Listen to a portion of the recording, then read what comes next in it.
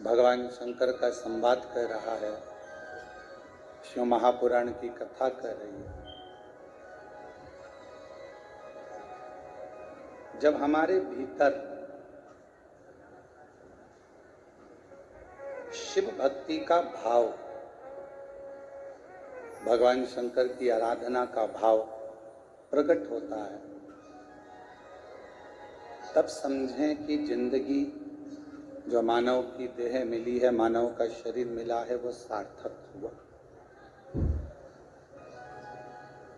जैसे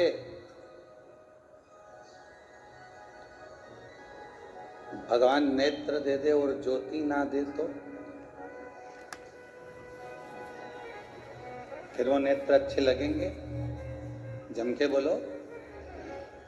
नेत्र हो तो ज्योति का होना जरूरी। मुख हो, जिह्वा हो तो वाणी का होना जरूरी।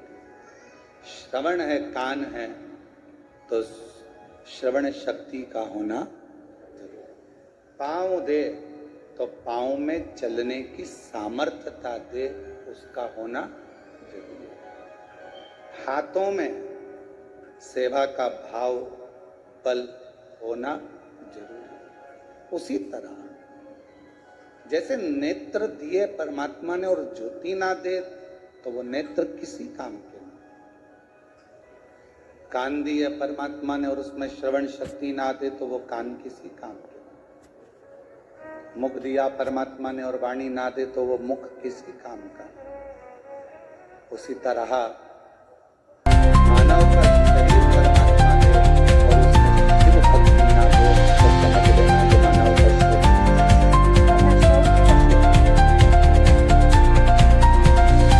का शरीर कब काम का है? जब वो शिव जी की साधना करे।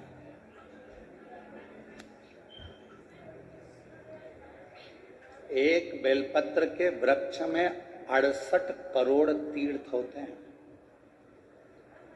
कितने तीर्थ हैं? 68 करोड़।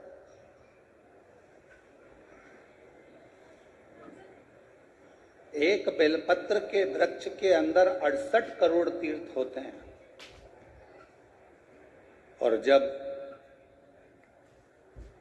हम एक बेलपत्र तोड़कर शिवजी के मंदिर में लेकर जाते हैं, शंकर भगवान को जब हम बेलपत्र समर्पित करने के बाद एक बेलपत्र हम अपने लिए औषधि के रूप में लेकर आते हैं, तो लोग पूछते हैं कि शिवजी पे चढ़ा बेलपत्र क्यों खाना चाहिए? एक वृक्ष बेलपत्र का जिसमें 68 करोड़ तीर्थ है।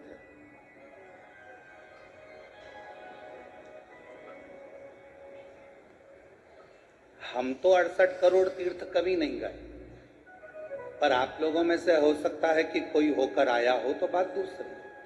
पर आज भी फुल कॉन्फिडेंस से कहते हैं कि हम एक बेलपत्र के वृक्ष की परिक्रमा करते हैं, उसके चरणों में जाते हैं और एक बेलपत्र उठाकर जब हम शिव जी को चढ़ाते हैं तो 68 करोड़ तीर्थ का पुण्य हमारे भाग्य में आ जाता है।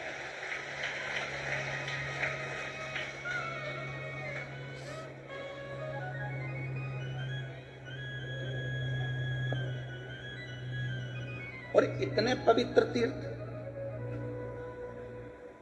हजारों हजारों नदियां, हजारों हजारों कुंड, हजारों हजारों बावड़ियां, सरोवर, तालाब भारत की भूमि पर विराजमान। कुछ तीर्थ भारत की भूमि के बाहर भी, जैसे पशुपतिनाथ नेपाल में,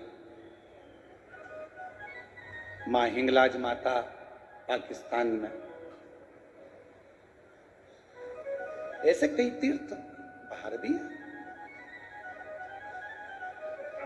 अब 68 करोड़ तीर्थ हम कभी नहीं गए, पर हमने हमारी जिंदगी में एक नियम हमेशा बनाकर रखा कि कार्तिक के महीने में बेलपत्र के वृक्ष की परिक्रमा और बेलपत्र के वृक्ष के नीचे एक घी का दीप जलाने का नियम बनाया। तो ये हमें विश्वास है कि हमारे 68 करोड़ तीर्थ